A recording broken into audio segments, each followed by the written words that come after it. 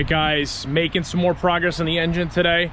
So I just want to show you guys, I'm going to do a little do-it-yourself video. I've made a few of these before for valve adjustment, but mainly for in the car, and then before I did one on my K24. So here I want to show you guys how to do the valve adjustment on the K20z3. You know, as I've done this probably, you know, four to five times, you get better doing it each time. So let's get on into it, and hope you enjoy.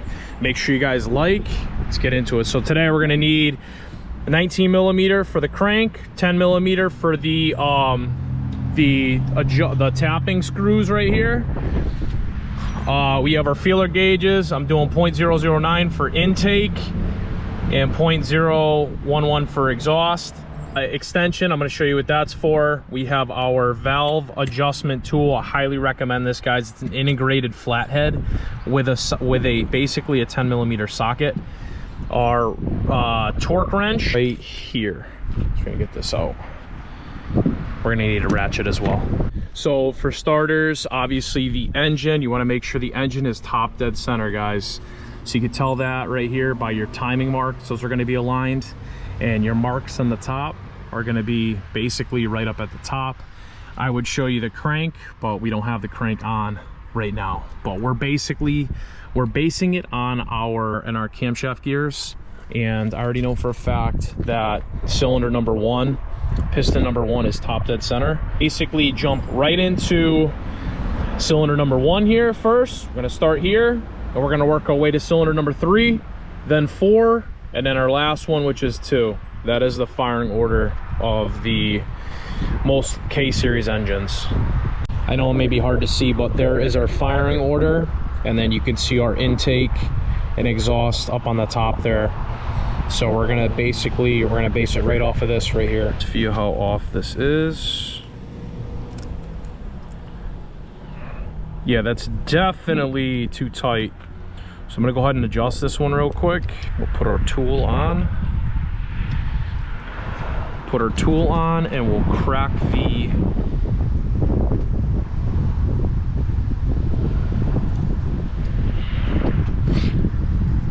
okay, just like so.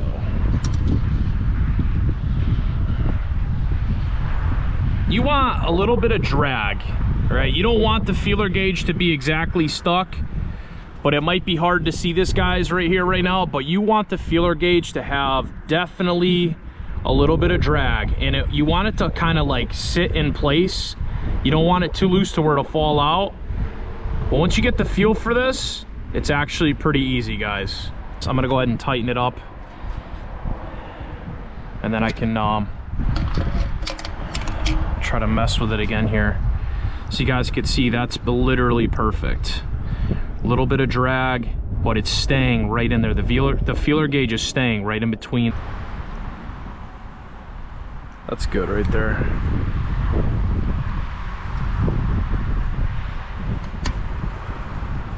All right, we're gonna work on the one next to it here. Oh, yeah, see how this one is way loose. Let's go ahead and adjust this. This can be very, very time consuming, guys, but I promise you, if the intake side is a cakewalk, even when the engine is in the car. But if you have the engine inside the car and you try to do the exhaust, it's a freaking nightmare, guys. It's an absolute nightmare. So you kind of want to avoid that. But I promise you, the more you do this job, the easier it becomes to get the feel for it. And you could save yourself, I think the dealership, the rates probably went up now, but the dealership probably charges anywhere from like $400 to $500 to do this job. So you could save yourself some money.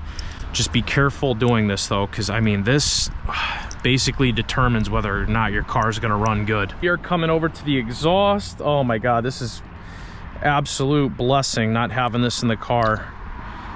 And even one of you guys mentioned, I think it was Phil, shout out to Phil, he mentioned, he's like, yo, I hope you did your valve job before you put the engine in the car. I'm like, dude, absolutely, man, because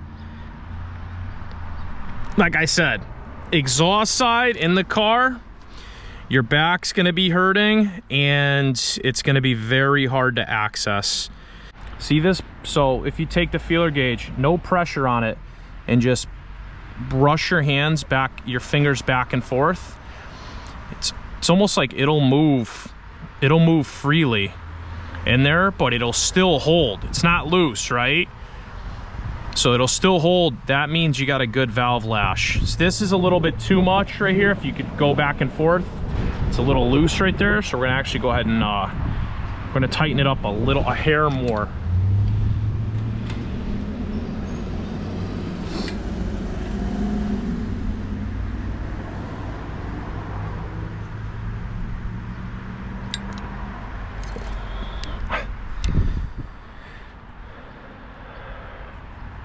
That feels good. Yeah, that's good right there. That's perfect. This one I couldn't even fit the feeler gauge in, so it was way too tight. There we go. It feels better.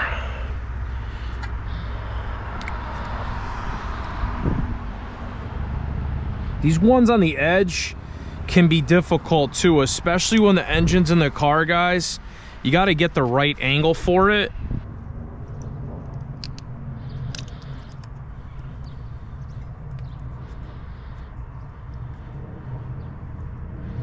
All right, guys, so this side is done. We are going to just torque the we're gonna go ahead and torque the adjusting screws.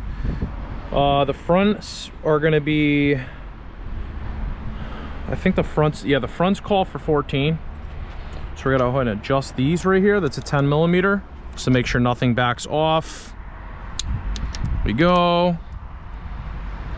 Good. And then just double check your work on the fronts. Feels good.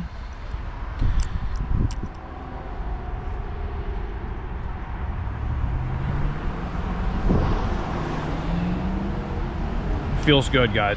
We'll do the same thing with the back. So I'm gonna torque these two. The backs are actually, so the fronts are 14, the backs are 10. So I'm just gonna do everything literally by the manual, or by the page I saved. So we'll go ahead and torque these down. Good. Good. All right. Let's go ahead and double check this.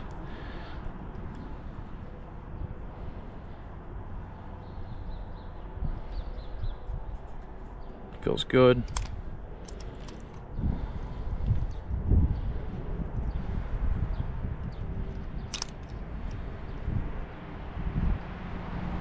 So now we are going to rotate our camshaft 90 degrees. Okay, so before I do that, so basically this mark is going to be directly up here. This mark will be pretty much down here, right? So before I do that though, just so we have a complete 100% know that we are that, I'm gonna go ahead and remove the spark plug from my cylinder number 3, right? And then I'm gonna stick my extension down in the bottom there so I could see the extension. So I could see the extension come all the way up when that piston is basically tapped, maxed out to the top. Go ahead and stick my extension down in the chamber. I could feel the piston. All right, now I'm gonna go ahead and, so as I rotate this crank 90 degree, or the camshaft 90 degrees, you're gonna see that come up and max out to the very, very top. Okay, see it coming up right there? And when I get to complete 90, when I get to the complete 90, it will stop. So I'm gonna start slowing down right about here, a little bit more, slow down right around here, and I'm maxed out. It is all the way to the top right here, okay? And then to confirm that, you could feel the rocker arms. You could feel the rocker arms. They'll have a little bit of play on them. So we're gonna go ahead and adjust accordingly right now.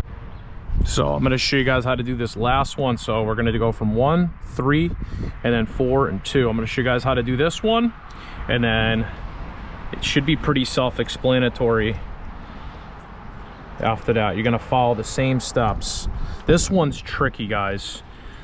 I should have waited to put the RBC on, but yeah, that's way too loose. See how that's like falling out of there? Look at how freely I can move that. It's tight.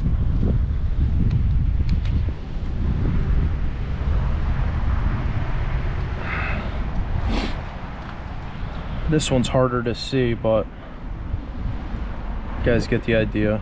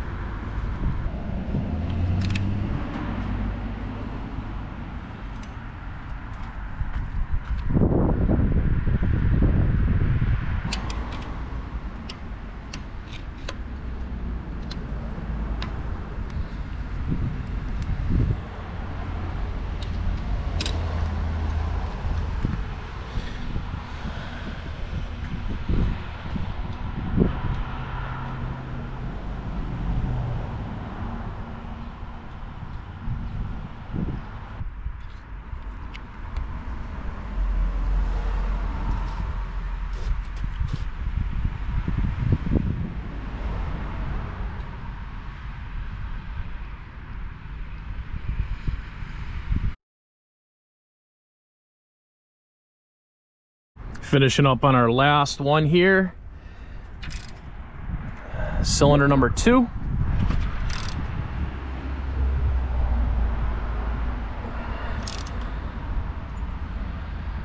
Remember, we're rotating 90 degrees. The camshaft's 90 degrees.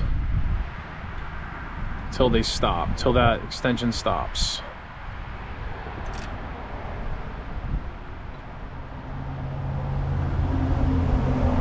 Right there is topped out. All right, battery's gonna die. Hope you guys enjoyed, and remember, never stop wrenching. Really cannot wait to get this car on the freaking road, guys. It's killing me. See you soon. Peace.